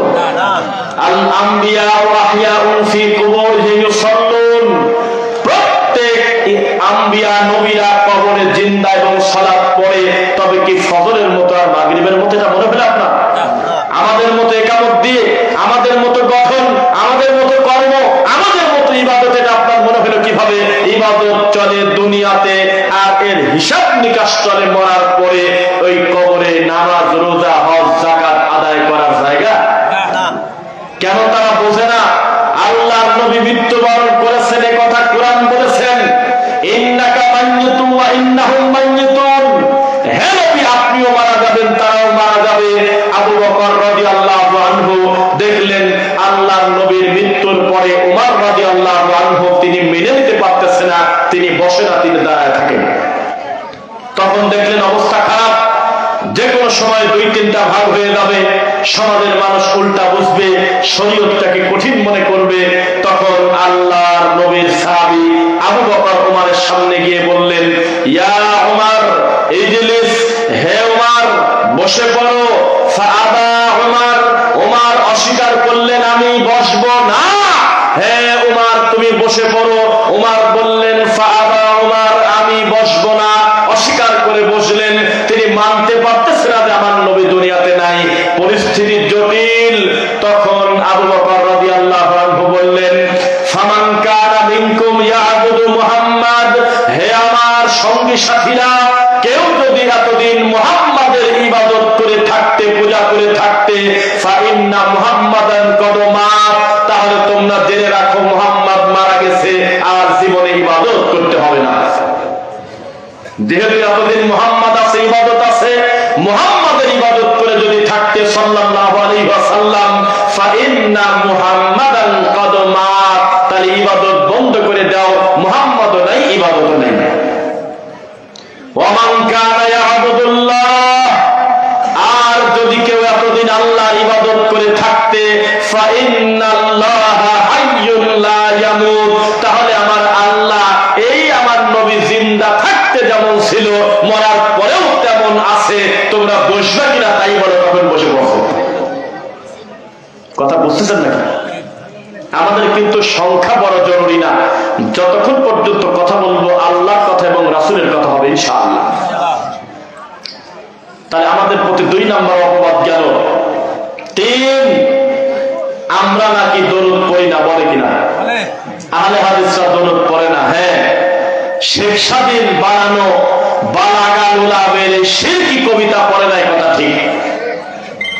মানুষের তৈরি করা ইয়া নবী বলে রাসূলকে ব্যঙ্গ করে দাঁড়িয়ে দাঁড়িয়ে হু হু করে কান্না করা, এটা আমরা করি না, এই কথা ঠিক, আমরা স্বীকার করলাম। আমরা যেই দরুদটা পড়ি, সেই দরুদ পড়লে তিনটা লাভ, গুনাহ ক্ষমা হবে, মর্যাদা বৃদ্ধি পাবে এবং অতিরিক্ত নেকি যোগ হবে আমলে। এর নাম হলো দরুদ, এর নাম হলো মুহাম্মদ সাল্লাল্লাহু আলাইহি ওয়াসাল্লামের প্রতি দরুদ পড়া। চার, এই বেদাতীরা বলে আমরা আল্লাহ ওলিদেরকে মানি না, বলে কিনা? আল্লাহ ওলিকে ওই যে ভারত থেকে আসে পীর, ওই যে অমুক খেতা বাবা, ডট বাবা, শিকল বাবা, বদনা বাবা, এই কোথাকার কোন জন্ডিস বাবা, সোলেমান সালেংটা, লালনও তাদের কাছে ইলা, এইরকম সিরিয়ালে যে যে মুরিদ যেই যেই পীরকে ভালোবাসে, তারা তাদেরকে আল্লাহর ওলি মনে করে। আমি একটা মাহফিলের পোস্টারে দেখেছিলাম, বিবারিয়া বালসারামপুরে দেখলাম আল্লাহর ওলি হযরত মাওলানা, এরকম একটা লকব দেওয়া। তো পোস্টারটা আমাকে দেখাচ্ছে আর বলতেছে, আমাদের মাহফিল একটু ঘোষণা দিয়ে দিয়েন, কারণ মুরব্বী আমাকে চেনেও না, বোঝেও না, মোবাইল হাতে নাই। এই জালসার পরে আর এক জালসার ঘোষণা এরকম আশপাশের মাহফিলের হয় না, তো ঘোষণা দিতে বলতেছে। তখন আমি দেখলাম আল্লাহর ওলি, নবীর বংশ, নবীর আওলাদ, তারপরে তার নাম দেওয়া আছে আছে। তখন আমি সবার কাছে বললাম যে আচ্ছা উনি যে আল্লাহর ওলি, উনি ঠিক পাইল কিভাবে? জবাব আছে। আমি বললাম যে মুরিদকে জিজ্ঞাসা করলাম যে শোনেন, পীর সাহেবকে কাগজে লিখে দিবেন কি কি বিষয় করলে বোঝা যায় আপনি প্রথম কোন দিন ঠিক পাইছিলেন যে আপনি বর্তমানে আল্লাহর ওলি। এটা বোঝা যায় কিভাবে? জান্নাতের সুসংবাদ প্রাপ্ত হওয়ার পরেও কান্নাকাটি করে, হে আল্লাহ, যেই সার্টিফিকেট তুমি দিয়েছো, আমার কোন আচরণ যদি খারাপ হয়, আমি যদি শিরক করি, আমল বাতিল করে, ওই সার্টিফিকেট ক্যান্সেল করার ক্ষমতাও তোমার আছে।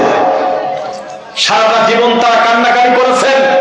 আর এই পীর সাহেবরা বুঝলো কিভাবে যে বর্তমানে তারা আল্লাহর ওলি, তার মানে খেলাফতি যে দেশে সে হলো শয়তান। ভালো মানুষ পীর হয়েছে ইতিহাস নাই।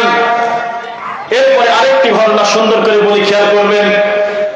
হযরত শাহজালাল রাহমাতুল্লাহ আলাইহির নাম শুনছেন কারা? শুনছেন? এই শাহজালাল রাহমাতুল্লাহ আলাইহির ব্যাপারে আমাদের দেশে ছোটবেলায় ওয়াজ শুনছে, আমাদের বক্তারা হুজুররা ওয়াজ করতো। ইনি এসেছিলেন আমাদের দেশে ইসলাম নিয়ে, দাওয়াত নিয়ে, যখন গৌর গোবিন্দর চাপে গরু জবাই করা পর্যন্ত আমাদের দেশে নিষেধ ছিল। শুনছেন মুরব্বীরা না? গৌর গোবিন্দর চাপে আল্লাহু আকবার বলে গরু জবাই করা যায় নাই, প্রকাশ্যে সালাত আদায় করা যায় নাই। এই গৌর গোবিন্দের বিরুদ্ধে তিনি সারাটা জীবন জিহাদ করে মরে গেছে। এই বক্তব্য দিত যেই হুজুররা, ওই হুজুররাই পরবর্তীতে বলতেছে যে শাহজালাল রাহমাতুল্লাহ আলাইহি, বাবা তুমি আমাদের একটা ছেলে দাও। উনি কবে বলেছে আমার খানকা দাও এখানে, মাজার দাও এখানে? এভাবে তারা মিথ্যা বলে এক পরে এক। এজন্য বলি বেদাতি বললোটা কি আর মানুষের বলল কি? ওরা খুতবার ভিতরে বলে কুল্লু বেদাতিন দলালা, আর বলে যে নামাজের পরে বসবেন মিলাদ আছে। বলে কুল্লু বেদাতিন দলালা মানে হলো মিলাদকে দাফন করো, কুলখানিকে দাফন করো, নামাজের পরে মাথায় হাত দেওয়াকে দাফন করো, নামাজের পরে সম্মিলিত মুনাজাতকে দাফন করো, সমাজে যত বিদআত শিরিক আছে বন্ধ করো। এই আয়াত পড়ে আমরা বুঝলাম, হাদিসটা পড়ে, পৃথিবীতে বেদাতের কোনো জায়গা নাই। বেদাত মানেই গোমরা, আর গোমরা মানেই তার পরিণতি জাহান্নাম। আর এই হুজুর খুতবা শেষ করার আগে বলে কুল্লু বেদাতিন দালালা, এরপরে বলতেছে যে নামাজের পরে বসবেন মিলাদ আছে। তাই পণ্যটা কি মুখ দিয়ে আর খোলা মাঠে এসে বলে থাকি। মনে রাখবেন, যেই মুফতি বুখারী খতম করেছিল একদিন, কিন্তু খোলা মাঠে এসে সবাইকে নিয়ে মিলাদ পড়ে, বেদাত করে, তাবিদের ব্যবসা করে, আমরা তাকে মুফতি মনে করি। তবে তার নামের আগে দেই হলো কানা মুফতি। কি মুফতি বলেন? কানা মুফতি। কানা মুফতি না হলে এই হাদিসগুলো তিনি পড়ার কথা। কানা বললেও তো অস্বীকার করা হয়, কানাদেরকে খাটো করা হয়, অন্ধদেরকে। কারণ এই দেশে বহু অন্ধ আছে যারা কোরআন মাজিদের হাফেজ, আছে কিনা? কিন্তু এমন অন্ধ তারা যাদের ব্যাপারে সূরা তাহা 20 নম্বর সূরা আল্লাহ বলেছেন, আউযু বিল্লাহি মিনাশ শাইতানির রাজীম, ওয়া মান আ'রাদা আন যিকরি ফাইন্না লাহু মাঈশাতান দানকা ওয়া নাহশুরুহু ইয়াওমাল কিয়ামাতি আ'মা। বিচারের মাঠে একদলকে আল্লাহ অন্ধ করে তুলবে, যারা আল্লাহর আয়াতকে ভুলে গিয়েছে, আল্লাহর আয়াতকে অস্বীকার করেছে, আল্লাহর জিকির ভুলে গিয়েছে। তাদেরকে আল্লাহ কি করে উঠবে বলেন তো দেখি? অন্ধ। তারা বলবে, হে আল্লাহ, লিমা হাশারতানি আমা ওয়া ক্বাদ কুনতু বাসীরা। হে আল্লাহ, দুনিয়াতে চোখ ভালো ছিল, এখন কানা হারাম কিভাবে? ক্বালা কাযালিকা আতাতকা আয়াতুনা ফানাসিতাহা।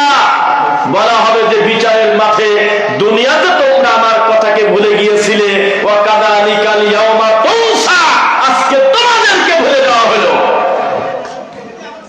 যারা বিদআত করে, এত করে বলি বিদআত করলে কিন্তু আমল কবুল হয় না, হয় আমল হয় না।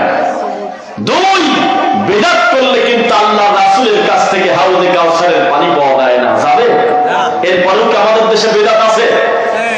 এটা হলো সেই বাংলাদেশ যেই দেশে সুন্নাহর দাম কম, বিদআতের দাম বেশি, তাওহীদের দাম কম, শিরকের দাম বেশি। কারণ আমাদের এই দেশে ভাবাও যায় নাই একটা সময় 90% মুসলমান থাকার পরেও জোড়া কলা খায় নাই যে জোড়া বাচ্চা হবে।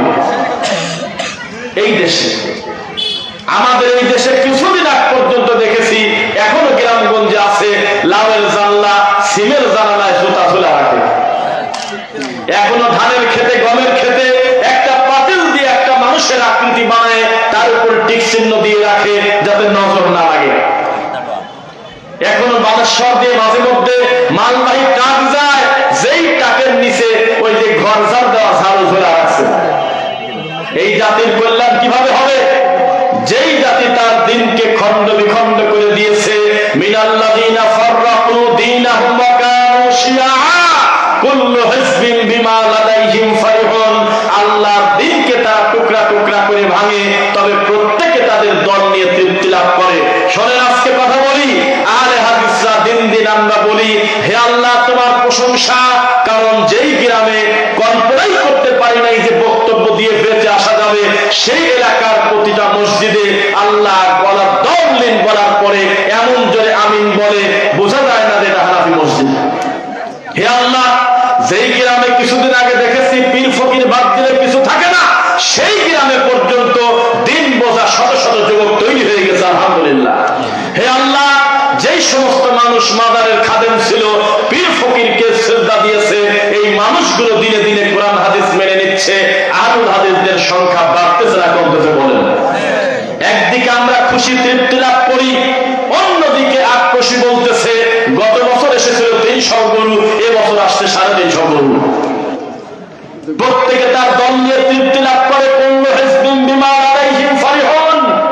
ওইদিকে মুনাই বাবা বলে গত বছর আমাদের এখানে মানুষকে জায়গা দিতে পারি নাই, এবছর আমরা প্রায় 200 বিঘা জায়গা বাড়িয়ে দিলাম, তবুও জায়গা হলো না, তাহলে আমরা হকের উপরে আছি। তবলিগের লোক বলতেছে দেখো আমাদের আখেরি মোনাজাতে আগে টঙ্গীতেই জায়গা হয় নাই, এখন স্টেশন রোড দিয়ে, সেরাগালি দিয়ে, আশুলিয়ার কামারপাড়া দিয়ে, আব্দুল্লাহপুর টঙ্গী ব্রিজ থেকে শুরু করে পুরা জায়গাটা জ্যামে পূর্ণ হয়ে গেছে। যেদিক তাকাই শুধু মানুষ আর মানুষ, ইমাম কোন জায়গা মুসল্লি কোন জায়গা বোঝা যায় না। যে যেভাবে পাচ্ছে নামাজ পড়তেছে, ইমামের সামনেও সেজদা দিচ্ছে।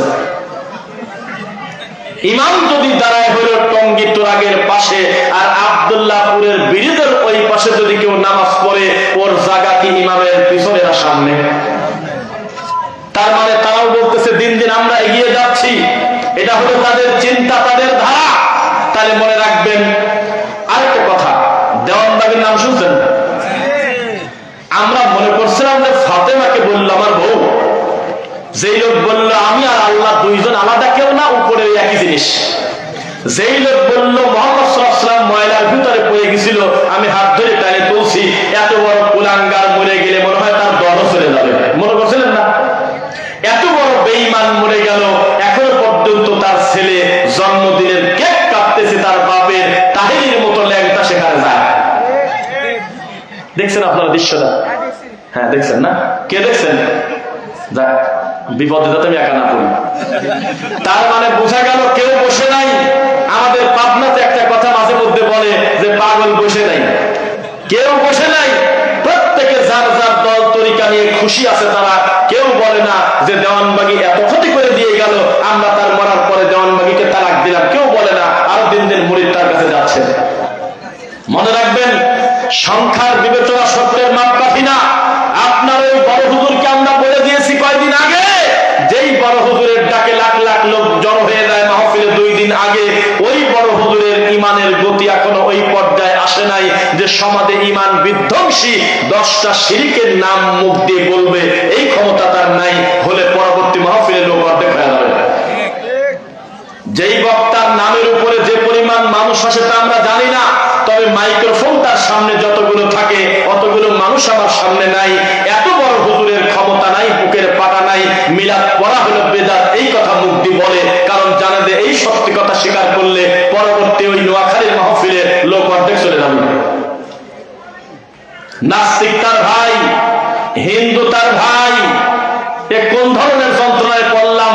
অথচ মুমিন, ইন্নামাল মুমিনুনা ইখওয়া, মুমিন হলো মুমিনের ভাই, মুসলিম হলো মুসলিমের ভাই। নাকি ভুল বলছি? নাস্তিক আমার ভাই কি করে হয়? ইহুদি আমার ভাই কি করে হয়? লা তাত্তাখিযুল ইয়াহুদা ওয়ান নাসারা আউলিয়া, কোন ইহুদি খ্রিস্টান আমার বন্ধু না।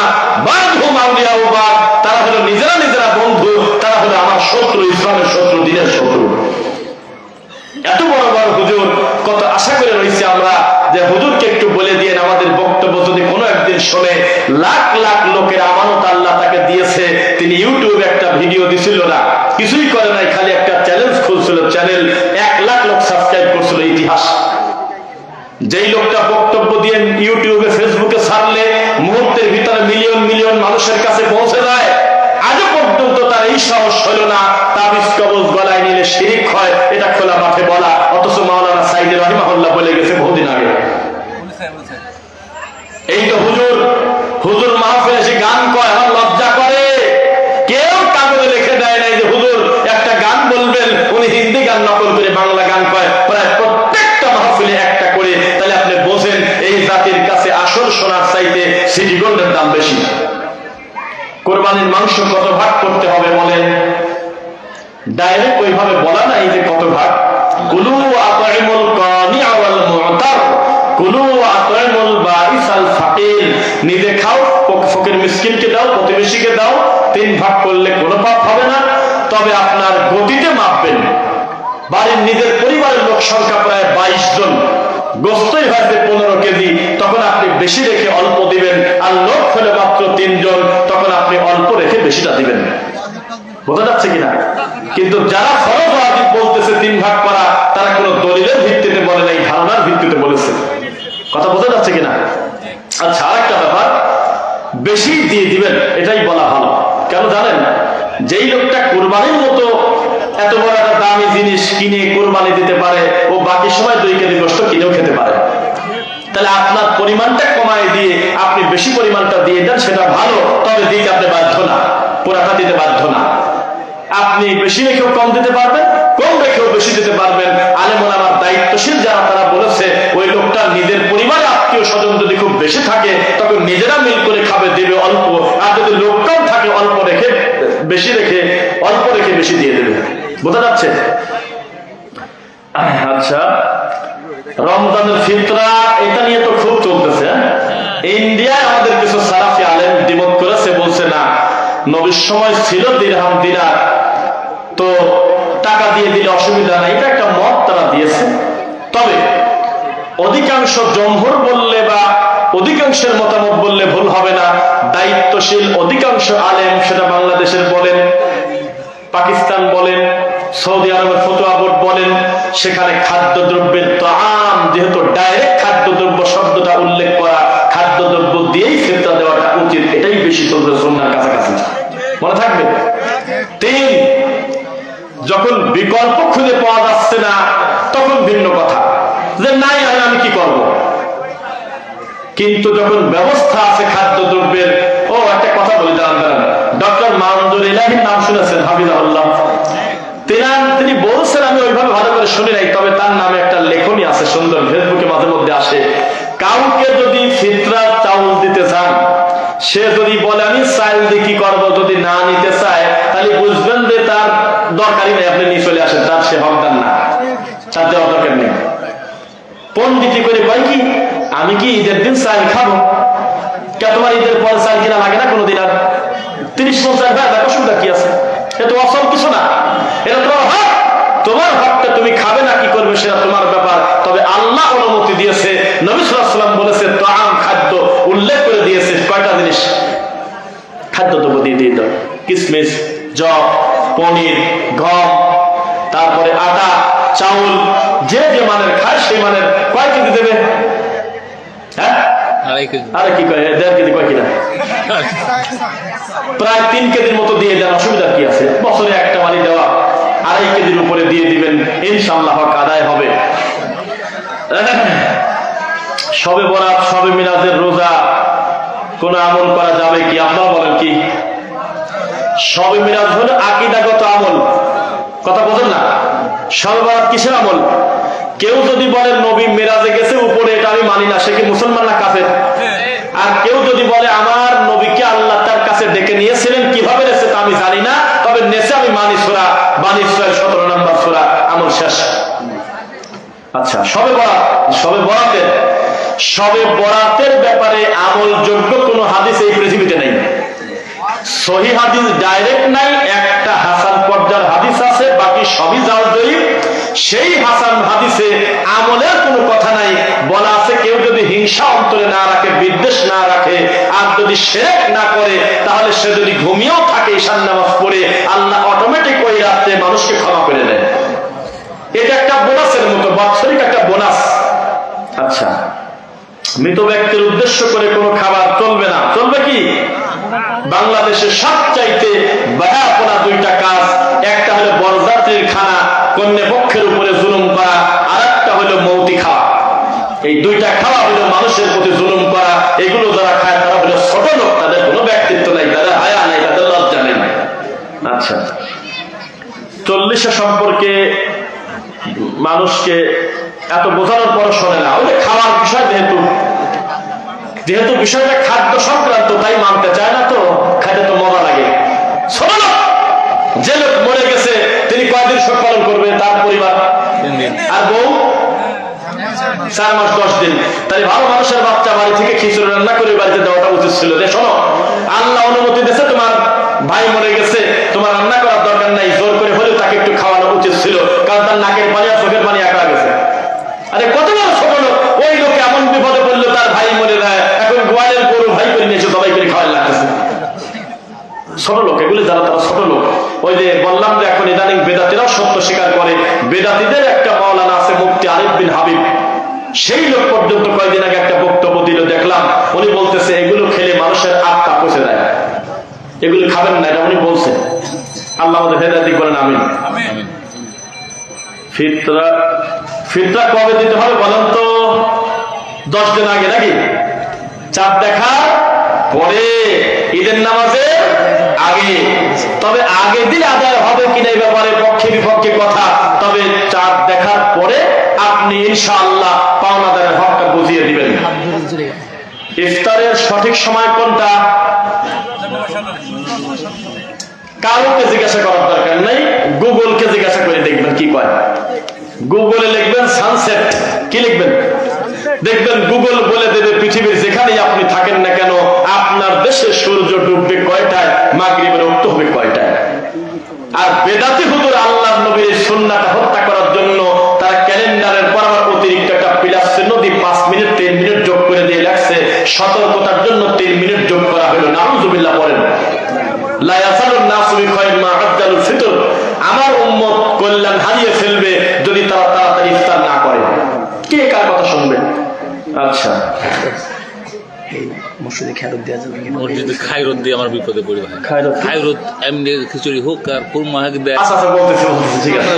আচ্ছা শোনেন, সালাতুল তাসবিহ, সালাত সম্পর্কে সালাফি বিদ্যানরা অনুৎসাহিত করে, উৎসাহ দেয় না যে নামাজে দাঁড়িয়ে পর গুনে গুনে এত কিছু পড়া লাগবে।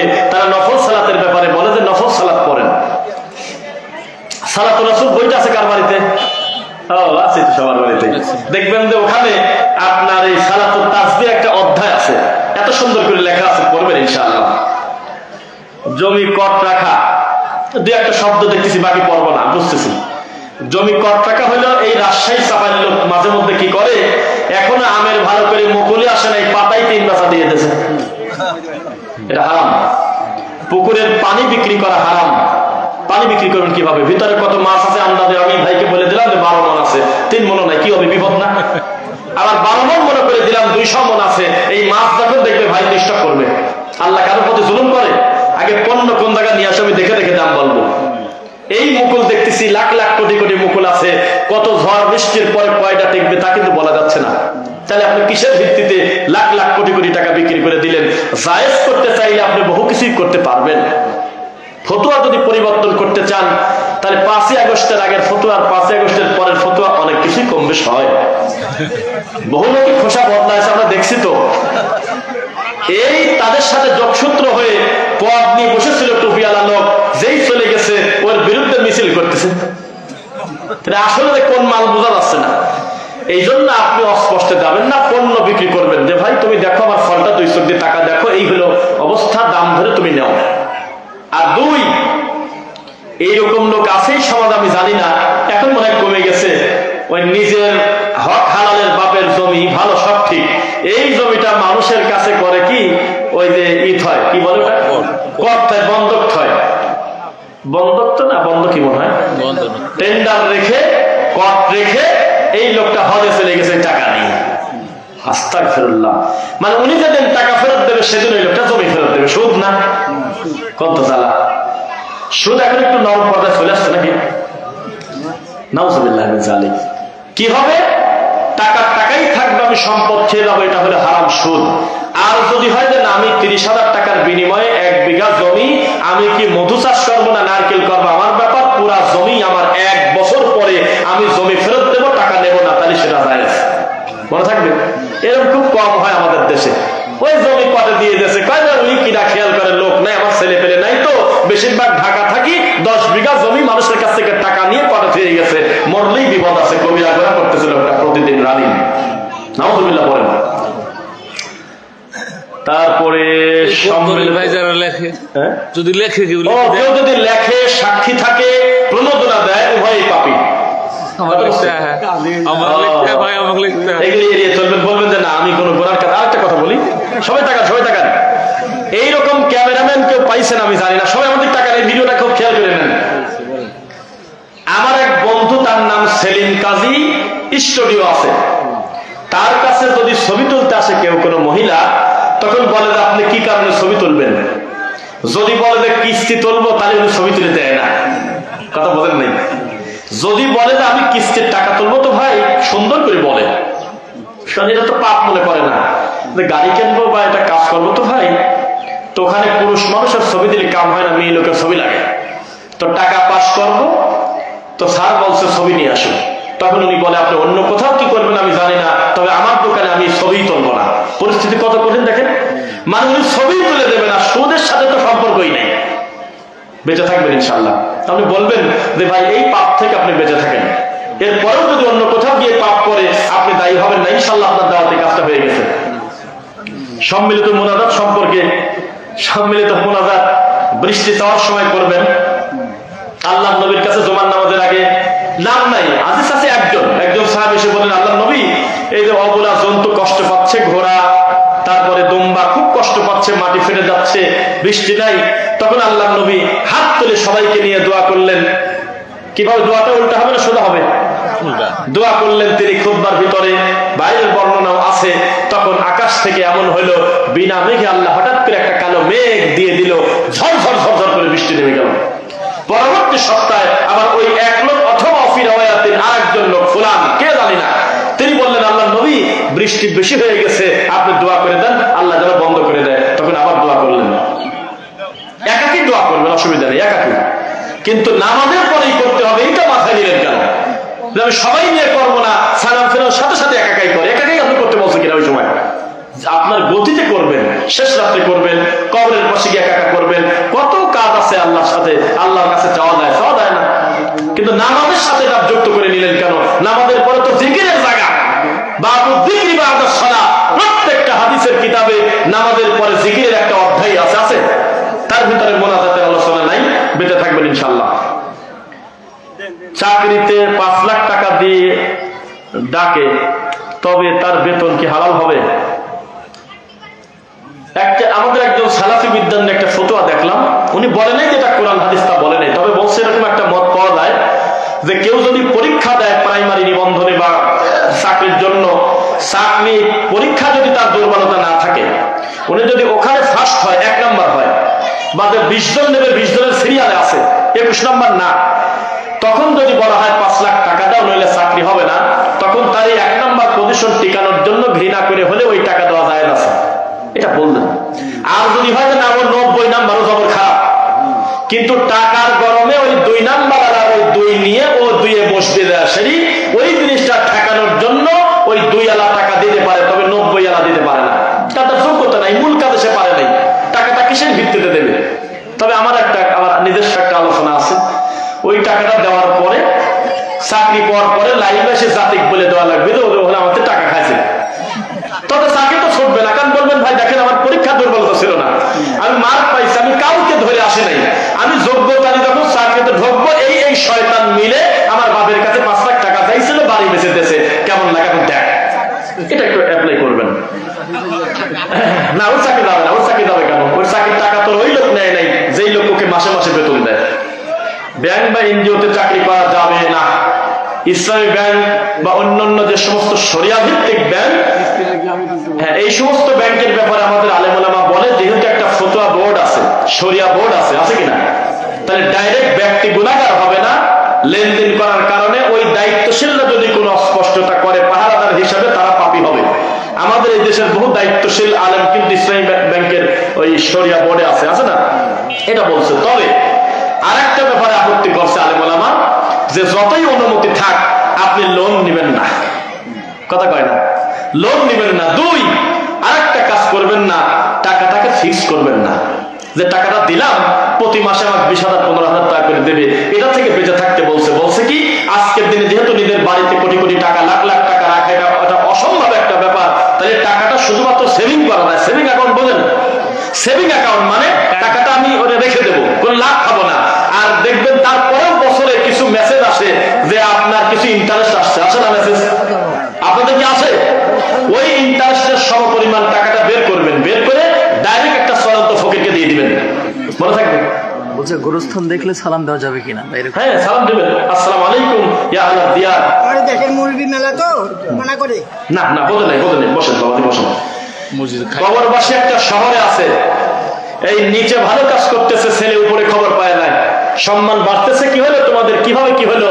তো বলতেছে যে নিচে আমার ছেলে কোরআন পড়তেছে, তো নিচে তোমার সন্তান আমলে সলে করতেছে, ওয়ালাদুল সালে, এই কারণে উপরে তোমার মর্যাদা বাড়তেছে, সুবহানাল্লাহ। এই জন্য কবরবাসী শুনতে পায় না, এই কথা মিথ্যা। কিভাবে শুনবে, কিভাবে জবাব দেবে, সেটা কাইফিও তো আমরা জানি না, তবে আমাদের সালাম তারা শুনতে পান। আর নবীর ব্যাপারে তো ডাইরেক্ট কথা, যখন কেউ সালাম দেয় তখন আল্লাহর নবীর কাছে আল্লাহ রূহ ফেরত দিয়ে দেয়, সুবহানাল্লাহ। ডাইরেক্ট তিনি আত্মার জগতে উত্তর দেন। দীর্ঘদিন ফজরের নামাজ না পড়া কিসের আলামত? কিসের আলামত? সর্বনিম্ন হলো উঁচু জাতের মুনাফিক। মানুষের নামে দুর্নাম করা যাবে কি? এইসব প্রশ্ন কি করে? মানুষের নামে দুর্নাম করা মানে এটাও প্রশ্ন করতেছেন যে বিসমিল্লাহ ছাড়া মদ খাওয়া কি যাবে? বিসমিল্লাহ দিয়েও তো যাবে না, তা ছাড়া কি?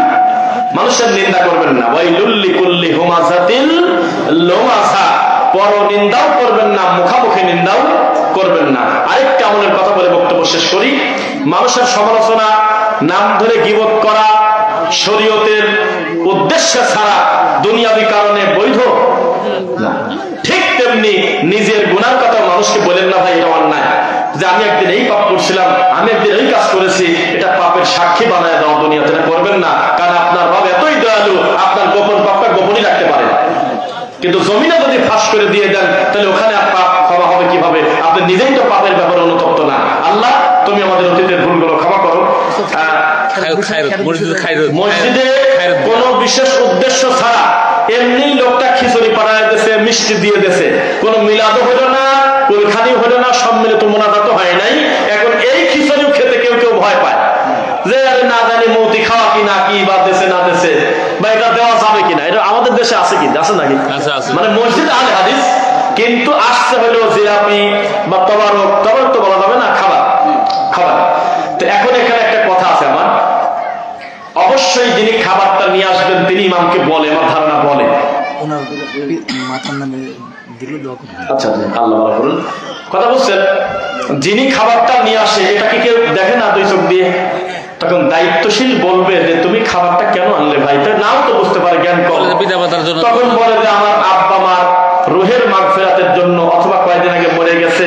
তখন আপনি বলবেন এই মসজিদের নামাজের পরে আমরা মাইকে বলে দেবো যে আপনাদের ভিতরে ফকির কেউ আছেন, একেবারে ভাঙড়ি আছেন, কেউ একেবারে প্রতিবন্ধী আছেন, মিসকিন আছেন, শুধুমাত্র তারা খাবেন, বাদ বাকি লোকগুলো চলে যান। আল্লাহর কসম, মরা মানুষকে উদ্দেশ্য করে যে খাদ্য অনুষ্ঠান করা হয়, এই খাদ্যকে আরবিতে বলে সাদাকা। এটা নিতান্তই ফকির মিসকিনের হক। আর যদি বলে যে আমি আমার মুসলমান ভাইকে খাওয়াবো, আমি নতুন ব্যবসা বরকত পাইছি, আমি 2টা গাড়ি করছি, আমি 2 বিঘা জমি করছি, আমার ব্যবসায় বরকত দিয়েছে আল্লাহ, আমার ছেলে ক্লাস পাইছে, আমি খুশি হয়ে খাওয়াবো, সুন্দরভাবে খাবেন, আর বলবেন যে আরো নিয়ে আসো, অসুবিধা কিছু নেই, এটা খুশি।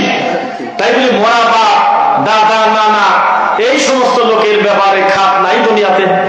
কত এতিমখানা আছে, ফকির মিসকিন আছে, আল্লাহর কাছে ক্ষমা চাই, আল্লাহ ক্ষমা করুন। সভাপতি সাহেবকে আপনি কি ধৈর্য দেখেন।